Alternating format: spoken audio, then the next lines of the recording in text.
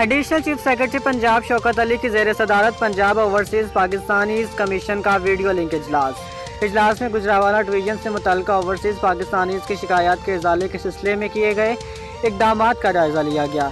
Gujranwala division में overseas Pakistani की 2557 शिकायत में से 1880 पर कार्रवाई अमल में लाई गई है।